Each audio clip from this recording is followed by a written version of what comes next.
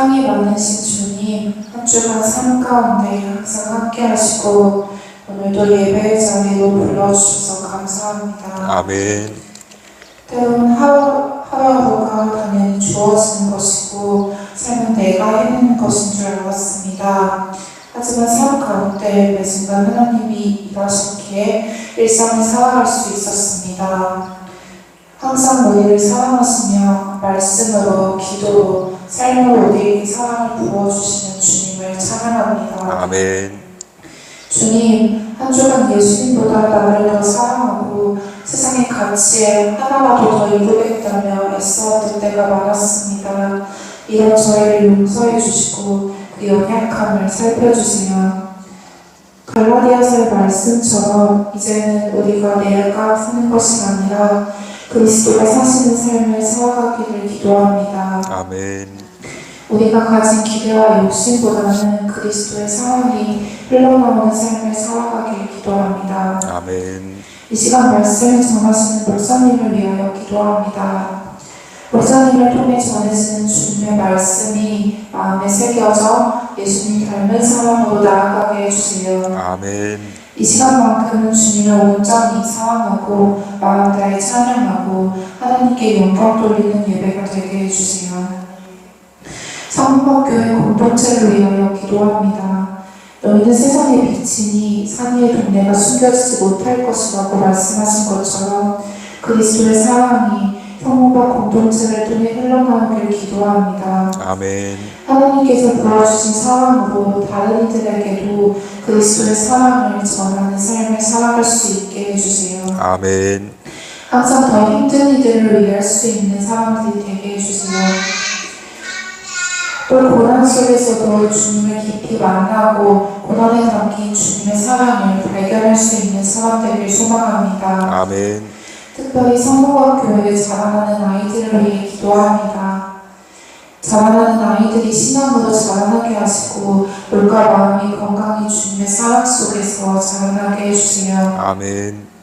또 나아가 중요한 결정을 앞두고 있는 시기에 모두에게 분별할 수 있는 지혜와 능력 주시기를 기도합니다. 아멘. 세계 곳곳에 전쟁으로, 기후변화로, 빈곤으로, 질병으로 고통받고 있는 이들이 많습니다. 주님 함께 해주세요. 아멘.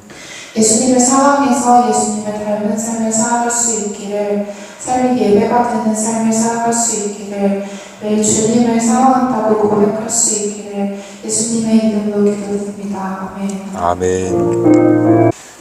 제가 봉독해 올리겠습니다.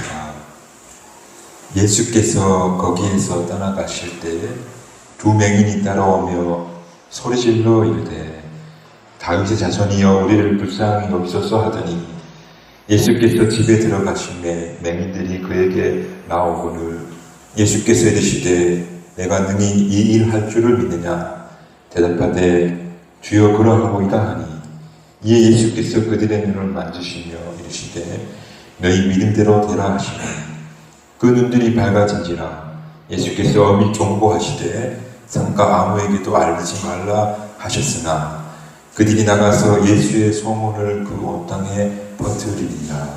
아멘.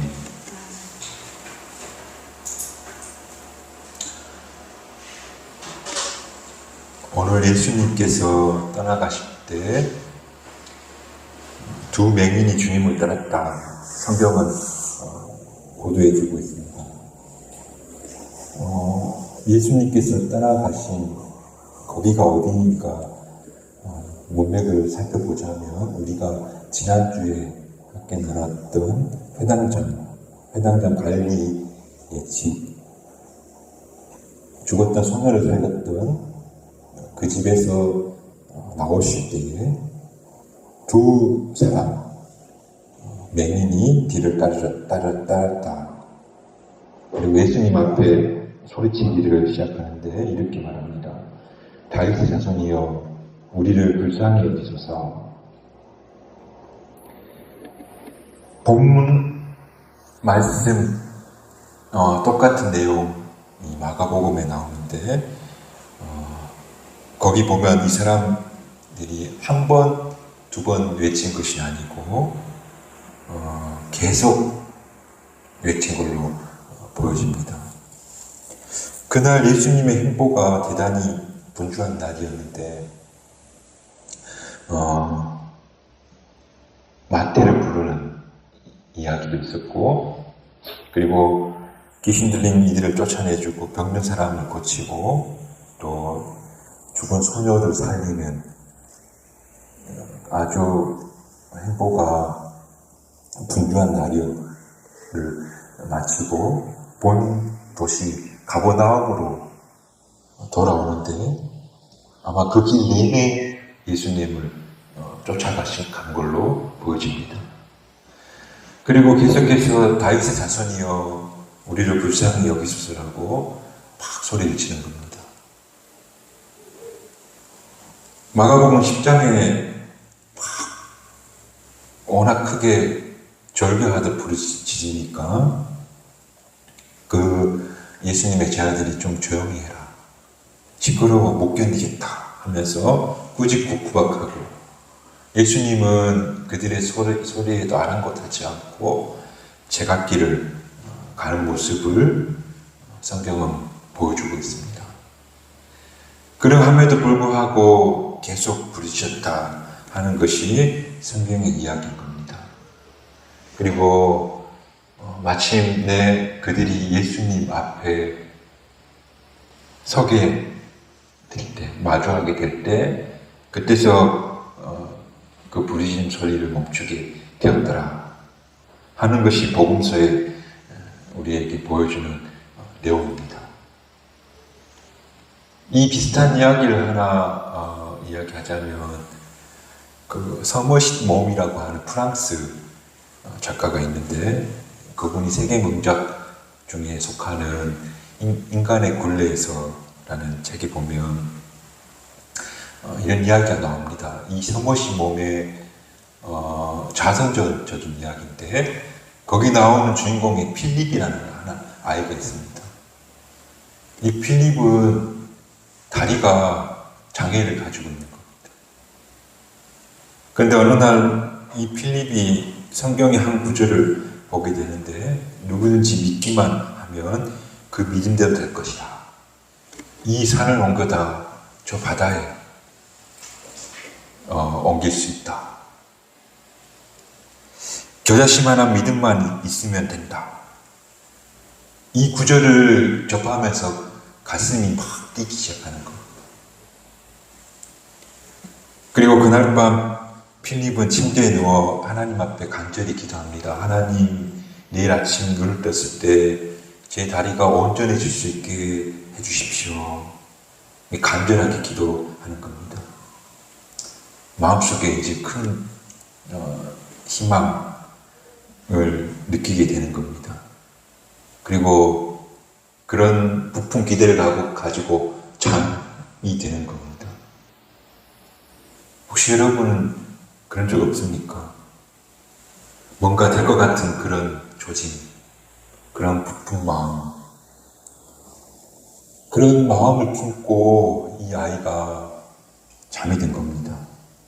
아침에 눈을 떴는데 가슴이 막 떨리는 마음으로 침대에 볼을 탁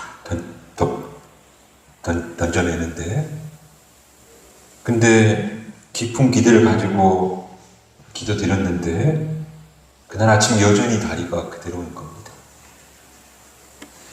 그날 아침에 그 충격은 필립이라는 친구의 삶을, 그 색깔을 바꿔놓아 버리는데, 정말로 서머신 몸은 평생 무신론자로 살게 되었다는 겁니다. 살아계신 하나님께 간절히 기도했다면 성경의 말씀대로 그날 아침 필립의 다리가 온전해져야 되는 것입니까? 뭔가 다른 일이 일어나야 되냐는 겁니다. 어떻게 생각하십니까? 그런데 믿음의 삶은 오늘 기도드렸다 해서 내일 기적이 일어나는 삶이 믿음의 삶이라고 할 수가 없습니다. 믿음의 삶은 소망을 품고 오늘을 인내하고 기도하는 가운데 하나님의 구원의 때를 기다리는 것이 믿음의 삶이라는 겁니다. 아무 일도 일어나지 않고 아무 소리도 들리지 않는, 마치 하나님이 침묵하시는 것 같은 그 시간을 통과하는 것이 바로 믿음의 삶이라고 부르는 겁니다. 그렇지 않습니까? 오늘 기도하는 대로 내일 응답이 된다면, 그렇게 하시는 분이 하나님이시라면 믿음이 무슨 필요가 있겠습니까? 보이지 않는 가운데, 들리지 않는 가운데 희망을 품는 것이, 그것이 믿음이라는 겁니다. 오늘 우리가 믿음의 태도를 바르게 가져야 좀 있습니다. 응답이 없어도 나는 기도할 것이고, 징조가 전혀 보이지 않아도 계속 꿈꿀 것이라 하는 그런 마음, 그런 믿음의 마음 먹고 사는 저와 여러분 되시기를 축복합니다. 성경은 곳곳에 믿음의 선배들을 이야기합니다. 아브라함이 하나님께 받은 약속이 성취되는 데에는 25년이 걸렸다고 합니다. 75세에 부름받아 100세의 아들을 가진 겁니다. 또 요셉은 대충 8, 9세 때 노예로 팔려가서 그가 애굽의 총리가 되는 데는 30세였으니까 그 동안 25년이 걸린 겁니다. 다윗도 붉은 얼굴의 목동이, 그가 기름 받은 후 왕이 되는 데는 30여 년이 걸렸다고 성경은 이야기합니다. 그 10수년의 세월을, 그런 고난의 시간, 아무도 응답하지 않는, 대답 없는, 심지어 오히려 고난이 더해지는 그런 시간들을 통과하고 믿음으로 견뎠기에 하나님의 구원의 날을 맞이하게 되었더라는 겁니다. 오늘 이 두 소경의 이야기가 우리에게 전해주는 이야기가 그 이야기입니다. 아무것도 보이지 않는 소경들이 막 힘껏 소리를 지르는 겁니다. 근데 아무도 대답하지 않고 그냥 걸어가는 겁니다. 그리고 오히려 사람들이 꾸짖기까지 하는 겁니다. 그럼에도 불구하고 거듭 기대와 꿈을 가지고 주님의 가는 길을 더듬으며 쫓아가면서 다윗의 자손이여 우리를 불쌍히 여기소서 쉴 새 없이 부르짖은 겁니다. 여러분, 이것을 가리켜 믿음의 삶이다. 아이들이 키가 크는데 막 열심히 운동하고 뛰어다니고 그럴 때 쭉쭉 자라는 겁니까? 아니면 엄마가 맛있는 거 해주는 거 막 먹고 있으면 그때 막 자라는 게 보입니까? 아니지요. 애들이 자라는 것은 잠잘 때 아무 일도 일어나지 않은 것처럼 보이는 그때 자라는 겁니다.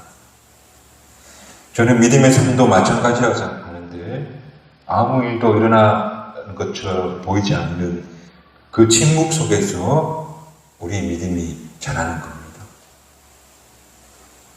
그러므로 응답이 없는 시간 속을 믿음을 가지고 소망을 가지고 견뎌낼 때, 기다릴 때, 그 시간들이 우리의 믿음을 자라게 하는 것이고, 또 그 믿음의 크기만큼 하나님이 주신 은혜가 풍성해진다는 사실을 기억하시고 믿음과 인내의 시간을 통과해 나가는 믿음의 성박 교우들이 되시기를 주님의 이름으로 축복합니다. 또 오늘 우리가 묵상해야 할 부분은 이 두 맹인의 기도입니다. 예수님께서 우리를 불쌍히 여기소서라고 예수님께 외친 겁니다. 저는 기도문 중 가장 모범이 되는 기도문 중 하나가 주 예수 그리스도의 우리를 불쌍히 여기소서라고 보는데, 그들이 그렇게 하나님 앞에, 예수님 앞에 간청하는 이 기도, 이런 뜻 아닙니까? 주 예수 그리스도 우리를 불쌍히 여기소서, 우리 슬픔을, 우리 아픔을 헤아려 주십시오. 우리가 얼마나 고통 중에 있고, 내가 지금 얼마나 답답한지, 또 나는 얼마나 실망 가운데 있는지, 지금 너무 힘든데 그걸 좀 알아주십시오. 그래서 우리를 좀 건져주십시오. 그 외침이 바로 예수여, 다윗의 자손 예수여 우리를 불쌍히 여겨주소서라고 하는 그 외침 안에, 그 속에 담겨져 있다는 겁니다. 그런데 오늘 읽은 말씀 바로 뒤에 보면 9장 36절에 나오는 표현인데, 예수님이 무리를 보시고 불쌍히 여기시니, 예수님께서는 이미 우리를 보실 때마다 불쌍히 여기시는 마음을 품고 계시는 하나님이시다. 하나님의 아들 예수 그리스도가 사람을 보실 때마다 긍휼히 여기는 마음, 이 사람 고쳐줘야지, 치유해줘야지 하는 그런 긍휼의 마음, 불쌍히 여기는 마음을 가지고 계시다는 걸 성경이 이야기해주고 있더라. 생각하면 생각할수록 고마운 말씀인 것 같아요. 우리를 못마땅해 여기며 저놈 내가 어찌할까 두고 봐라, 저놈 내가 어떻게든 부숴서 새롭게 만들어야지, 저걸 내가 어떻게 고쳐서 내 마음에 든 놈으로 바꿔놓을까, 그건 인간의 마음이고 우리의 마음이지만, 그러나 하나님은 우리 인간을 대하실 때마다 불쌍히 여기고 긍휼히 여기는 마음을 품고 사람을 보고 계시는 분이다. 이런 하나님이라는 것을 우리가 꼭 기억하였으면 좋겠습니다. 그리고 하나님이 우리를 그렇게 보신다 하는 걸 우리가 기억하면서 나 자신도 좀 그렇게 보고, 그리고 옆에 있는 사람들도 그렇게 대하고자 할 때 참 그리스도인, 오늘 기도한 것처럼 예수님 닮아가는 사람 되어줄 것이다. 그러므로 당신이 우리를 불쌍히 여겼다는 이 마음, 이 말 늘 가슴에 담아두고 사는 그런 저와 여러분 되시기를 주님의 이름으로 축복합니다. 그렇게 불쌍히 여기는 우리 주님께서 오늘 본문에서 결국 두 사람을 마주 앉아서 그들에게 묻습니다. 내가 능히 이 일 할 줄을 믿느냐? 그렇게 말하니까 그들이 하는 말이 예 주여 그러하오나이다 라고 대답합니다. 그때 예수님께서 기가 막힌 말씀을 하시는데, 너희 믿음대로 되라. 그랬더니 정말로 그들의 눈이 밝아졌다. 그렇게 오늘 이야기를 마무리하고 있습니다. 잘 한번 생각해 보십시오. 예수님이 오늘 우리를 찾아오신 겁니다. 그리고 저와 여러분에게 이렇게 묻습니다. 너희 믿음대로 되라. 어떻습니까? 오늘 저와 여러분에게 찾아와서 너의 믿음대로 되라. 그러면 놀라운 일들이 벌어져야 되는데, 그런데 과연 그렇게 될까? 그렇지가 않더라는 겁니다. 내 안에 하나님을 향한 기대나 희망이나 꿈이 없는데, 내 안에 씨앗이 없는데 무슨 일이 일어나겠습니까? 내 안에 하나님을 향한 기대치가 없는데 거기서 놀라운 일이 일어나겠습니까? 너희 믿음대로 되라 하시니 눈이 밝아졌는데, 그들은 정말 눈 뜰 줄을 기대하고 있는데 그런데 오늘 예수님이 나를 향해서, 우리를 향해서 너희 믿음대로 되라고 했는데 우리가 뭘 기대하고 있죠? 내 안에 그것이 없는데, 내가 하나님을 향한 기대가 없는데 도대체 무슨 이런 일이 일어날 수 있는지 한번 돌아보는 저와 여러분 되었으면 좋겠습니다. 내면 세계 질서와 영적 성장이라고 우리가 수요일마다 함께 보았는데, 그분이 기도에 대한 이야기를 마지막으로 하면서 현대인들이 기도하지 못하는 이유를 몇 가지 하였는데, 그 중 하나, 그 이유가 기도가 과연 응답될까라고 하는 생각, 혹 응답이 된다 해도 내 뜻대로 안 될 거야 라는 그런 생각. 그렇다면 기도할 이유가 뭐가 있냐라고 하는 결론. 다른 말로 하자면 어떤 일이 정말 이루어졌으면 좋겠다 하는 막연한 생각을 우리가 하게 되는데, 그래서 그 일이 참 잘 되어졌으면 좋겠다 마음에 그런 생각을 하는데, 그런데 사람들 마음 밑바닥에 뭐가 있냐면 불안이 있더라. 그 불안은 이런 거죠. 이거 안 되면 큰일 나는데, 그런데 안 될 거야. 이건 어쩔 수 없는 현실이야. 세상이 다 그런 거야. 그런 생각이 바로 불안한데, 그게 우리 마음 밑바닥에 자리 잡고 있더라고요. 왜 믿음대로 된다 하시는데 내 마음속에 그런 신뢰가 없고 그런 기대치가 없고 하나님을 향한 소망이 없는데, 기도 드린다고 앉아있지만 믿음의 기도를 드리는 것이 아니고 불안에서 나오는 어떤 혼잣말, 계속 중언부언하고 있는, 그게 오늘날 그리스도인의 모습이다. 그러나 믿음은 하나님이 결국 선하게 하신다, 결국 더 좋은 것을 주신다 하는 것이 믿음이신데, 그런 믿음을 가지고 기도하는 그런 저와 여러분 되시기를 주님의 이름으로 축복합니다.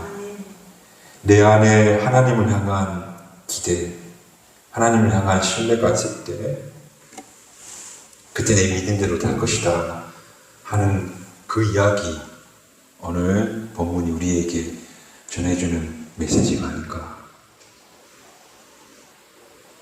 밖에 아무것도 뿌려놓은 것이 없는데 가을이 되면 뭔가 풍성한 일들이 있겠지 기대하는 것은 어리석은 것이다. 우리 삶도 마찬가지일진데, 우리가 믿음으로 씨앗을 심지 않는다면 우리가 기대하는 것들, 우리가 원하는 것들, 우리가 소망하는 일들 현실이 될 가능성이 전무하다. 그러므로 하나님께서 정말 그렇게 하실 것이라는 그런 믿음을 가지고 믿음의 삶을 걸어가는 저와 여러분이 되시기를 주님의 이름으로 축복합니다. 오늘 말씀은 꼭 여러분들에게 던지는 말씀이 아니고 목회자인 저에게도 던지는 말씀이고, 제가 먼저 더욱더 믿음을 가지고 씨앗을 뿌리는 그런 사람이 되어야겠다 하는 다짐을 해보게 됩니다. 오늘 우리가 정말 믿음으로 무언가 기대하는,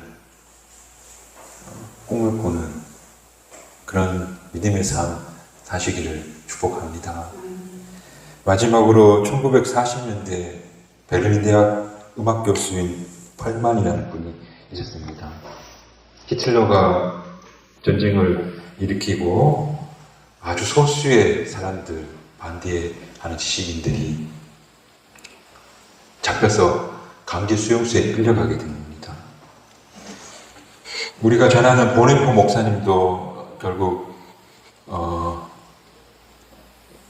사형을 당하게 되는데 많은 사람들이 죽습니다.